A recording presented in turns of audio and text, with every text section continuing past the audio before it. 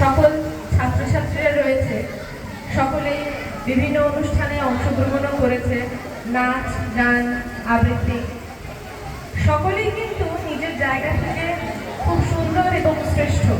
শুধু যে পড়াশোনায় বা রেজাল্টে 100তে 100 পেলেই ভালো স্টুডেন্ট হওয়া যায়, বা যারা নাচ গান ভালো আবৃত্তি করছে তারা রেজাল্ট করতে পারলো না বলে যে তারা খারাপ, এমনটা কিন্তু নয়। সমাজের সকলকে নিয়ে আমাদেরকে চলতে হয়, এই কবিতাটিতে সেটাই ফুটে উঠেছে। কবি কার্তিক ঘোষের লেখা কবিতা তুমিও বলবে। ভালো মেয়ে ঠিক কাকে বলো জানো? ভালো ছেলে মানে কি?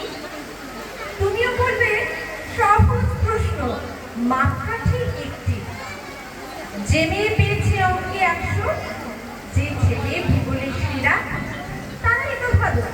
সবাই বলছে হিরির টুকরো এরা। কাগজে ওদের ছবি ছাপা হয়, টিভিতে দেখায় মুখ। ওদের জন্য আমারও তো ভাই আনন্দে ভরে বুক।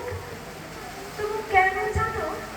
তোমাকে বলছি, দেখে শুনে পাই ভয়।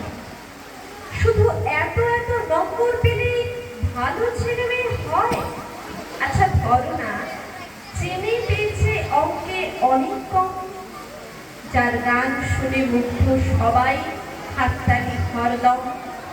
ওই যে ছেলেটা পাশ করে গেছে এবারেও টেনে টুনে, বলতে কি ভাই আমরা অবাক ওর আবৃত্তি শুনে। নাটকেও ওর নেশা আছে খুব, পরের বিপদে ছোটে। পাড়ার তেমনি বাংলায় নাকি 30 পেয়েছে মোটে। কিন্তু মেয়েটা খেলাধুলোতে 10 খানা গায়ে নামে। সত্যি বলো তো, তুমিও বলবে ওরা নয় কেউ দামি? চাই যে অনেক ইঞ্জিনিয়ার, চাই আরো ডাক্তার, পাশাপাশি চাই শিল্পী, বেলুড়ি, স্নেহময়ী সিস্টার। কম নম্বর পাওয়ার ছেলেটাই কারিগর বলে আজ দেশটা গড়তে ওরও হাতে দেখো কত দরকারি কাজ।